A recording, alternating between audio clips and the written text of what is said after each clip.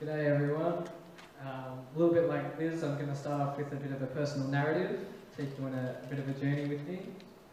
So at the end of 2014, I was finishing year 11, I was about to leap into my final year of high school, so I thought, hey, let's just apply for school captain, because, you know, why not? I ended up getting the position, and they called up my name at assembly, and I stood up, and they were like, Vice Captain Stella Merson. After that, the holidays came and went, and we came back on our first day of Year 12, we had another assembly, we had the national anthem, the principal's address, and then all the captains got to stand up again, and they called out my name again to 1,400 kids in a gym quite a bit bigger than this, and they said, Bastian Merson. And no, they didn't mix up the names, like, some people thought, oh wait, who's that? But that was me. And that was because a week prior to that, I had sat down in this little room with my parents, the leader of my queer youth group that I've been part of for a while, and told them that I wanted to transition. I decided to go, well, I didn't decide it. I decided that it was time for me to accept that I wasn't female, I was male, I was going to transition, I was going to change my name, I was going to do all that jazz. And so I emailed all my teachers, I was like, this is what's going on. I made all these posts on Facebook to make sure that everyone knew that it was official, and it was so exciting because I'd gone through years of being around like-minded people, so being a part of this queer youth group, and learning about gender diversity and how fluid gender can actually be. And I met a bunch of transgender individuals who had kind of made me look in myself a little bit more. And so I was really excited to finally begin my life as who I was meant to be. But the fact was, sitting in that little room with my parents, leader of the youth group, and our quite conservative principal, didn't feel that exhilarating, if you can imagine. She agreed for everything from my name change to my preferences about bathroom, but she kept saying over and over, I really don't think you should make this public. Which is, it was a bit jarring for me. So she kept saying, like she said out loud to me, I'm not sure that she was aware that she was saying these words, but she said, I don't want you to make other kids uncomfortable. Like, I'm all about supporting you, but what about the other kids? You know, what if they get jealous, or what if you're bullied? And she was somehow worried that people would, apart from bullying me, want to think that I was being really cool and want to do the same thing, because she thought that it was a choice. And in fact, it is not. It's not a choice. I would not do that and risk being bullied for no reason. So yeah, she was adamant about not making any announcement to staff or teachers, and really just felt like she wanted to keep it under wraps. Didn't feel great. So that's kind of the story, and I want to bring it into something that perhaps you can relate to. When you're a little kid, you go to the park, and you see this massive tree, and you're like, damn, that tree is high. There is no way I could ever climb that tree. Look at the branches, they're so... Nah, no way. But then you look at the tree, and it looks back at you. And you look at the tree, and it looks back at you. And you're like, nah, you know what? Nah, I'm gonna climb that tree. I want to be up high, I want to see what it's like. In fact, I feel like I really need to climb that tree. But then you go to step up, and then your mum comes up, and you're like, hey. It's just like, I hope you weren't planning on climbing that tree. None of your friends have ever climbed that tree. It is too dangerous. It is too tall. What if someone saw you climbing that tree and they wanted to follow you, but then it turns out they're afraid of heights? You know, are you really thinking about this? So that's what it felt like in that little room, being told that I couldn't be open about my transition, and I felt like I was being naughty. I was being told off for it. The fact was, like, don't get me wrong, like, I don't need everything to be about me, but in order for this to work, for me to transition, people needed to know that there was a change. Like, people, they weren't going to start calling me Bastian or using the right pronouns, like saying he, him, instead of she, her, if I didn't tell them. So, like, and coming out was hard enough the first time. I didn't want to have to do it over and over to every person I saw.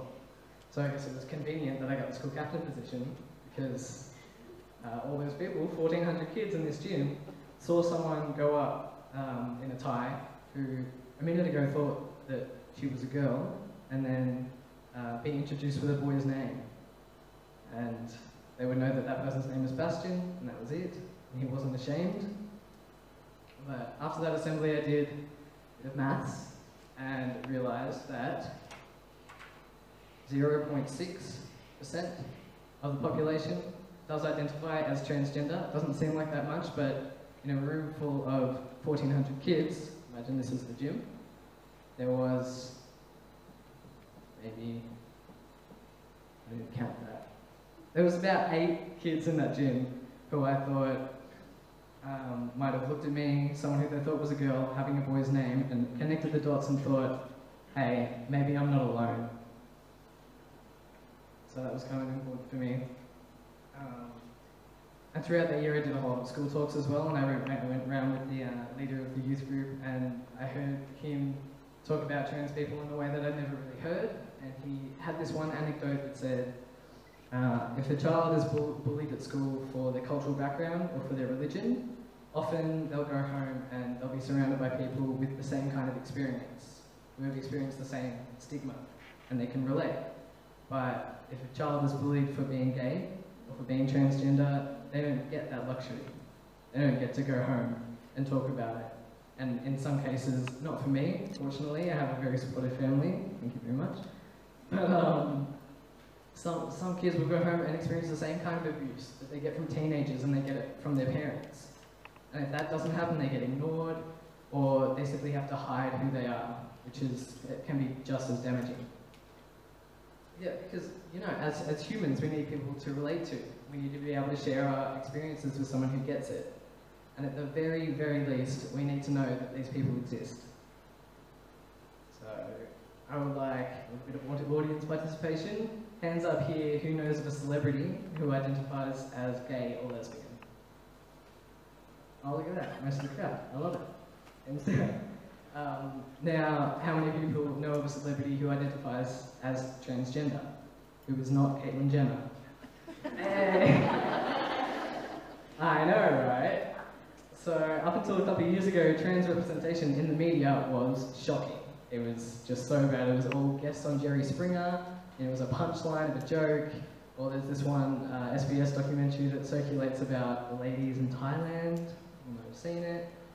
And it's just this one just overused archetype of what a trans person is, and it's gross, and it's weird, it's disgusting, and it perpetuates this idea that all trans people are weird or gross, or they're doing something wrong. And we're getting a little bit better. There was this documentary on Australian Story, actually, this girl called Georgie Stone. She's a young trans girl, and she was speaking about her experience transitioning at school and getting hormone treatment through the Royal Children's Hospital. And it was a really positive story, but the fact was the commercial didn't reflect that at all. And it really annoyed me because the tagline, there was dramatic music, and the tagline said, this little boy has been taking drugs to turn himself into a little girl. Would you let your child do this? Disgusting, really bad. So, yeah, so it was painting these parents as villains who were, you know, torturing their child or something, and then we're really just letting her be who she was. And you can see that those ads are really targeted towards people who don't know what's going on, and it kind of supports the idea that they already have about trans people. Because if you identify as cisgender, I'm going to put it up because not many people have heard, oh, I've got my handwriting. Cisgender, which equals not trans. So you identify as the gender that you were assigned when you were born. You will never truly understand what it's like, what the feeling of dysphoria, which is just feeling so uncomfortable with your body, and as well as that, the position that this body holds in society, because, you know, that's what society bases gender around, is what your body looks like. You'll never understand what it's like to, just in order to be yourself, risk discrimination and prejudice, abuse, and people just refusing to believe you when you say who you are. It's not a fun time. But it's important that we do continue to come out, and trans people like me and the people that I know, to come out and be visible. Because for some people, simply existing can be an act of rebellion. It's a quote that I quite like that's going around. And that rebellion is showing to the world and telling them through events like this that gender is not binary, male, female, in these really stark boxes. It's not like that. It's more of a spectrum, it's more of these squiggly lines, you can identify it however you like, and you don't have to stick with what you're given, either. You don't have to be put in a pink hat when you're born or a blue hat and be like, that's it for life. And we certainly don't have to stick to this idea that you have to act a certain way according to what's in your pants. It doesn't dictate anything in life. You don't have to do sports. If you put in a blue hat when you're born, you don't have to be a footy star, or the other way around. You don't have to, I don't know, there's these archetypes of boys do sports, girls do ballet, or something like that. I don't know. I don't subscribe to that at all. I can't even think of an example. But to a lot of you, it might seem like a no-brainer. You're just like, yeah, that's how the world should be. Like, why are we living in these boxes? I agree with you completely. I hope you're thinking that way.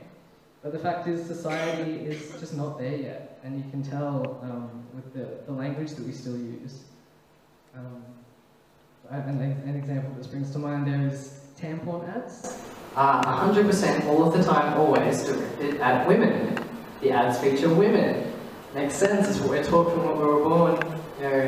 When a girl becomes a woman, this is what happens, but this isn't true. I'm a man. I'm 100% a man. You can see that I'm a man.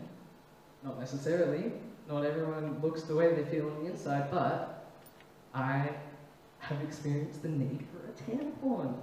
And there are women who will never experience the need for a tampon. So when we do these kind of things, we're really just excluding the 0.6% of population, which is quite significant.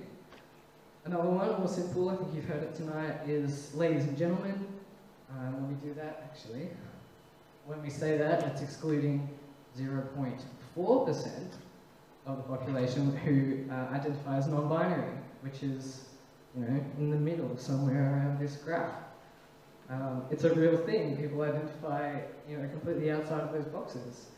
And when you say, ladies and gentlemen, boys and girls, you're not talking to them. They feel invisible. So yeah, what I want to employ you to do tonight is using inclusive language and just leaving space for people who do identify outside of those boxes. When you're talking about sex-specific topics, what we consider to be sex-specific, like puberty, acknowledge the existence of trans people, because transgender people do exist. And we are listening. You can't tell from the outside, okay, listen, if you're in a public forum, if you're online, if you're with your mates, you don't know who's listening. Call your friends out when they use slurs like tranny or she-male, or even if they make fun of someone, see a girl who dresses quite masculine. Call them out because you don't know who's listening. When I'm around that kind of language, I know immediately that I am not safe around those people. And to get this far in my transition and to pass this well, I've been really privileged to be able to access testosterone hormones and dressing quite masculinely. I'm really enjoying it at the moment. It means that I really have to hide this massive part of who I am, which is being trans. And when I'm in that kind of situation, when I feel that I wouldn't be safe if I had to disclose that status, it's really scary.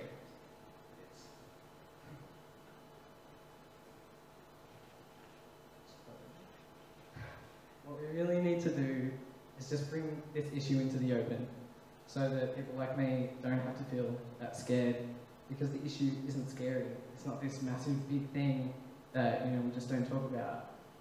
It's around you. It's how many people are in this room? I can't count, maybe a couple hundred. So 0.6, there's going to be a couple of people. There are going to be a couple of people who feel the way I do. And you just don't know, you can't tell. So being politically correct, as much as people don't like to say it, it is important. People make fun of it, oh, you're so PC, like just calm down, don't be so sensitive. But it's important. The queer community and transgender people have one of the highest rates of depression and suicide. So you can't look at me and say that it doesn't matter, that we shouldn't be so sensitive because, you know, I don't know any trans people, but you will. Let me just say, you will.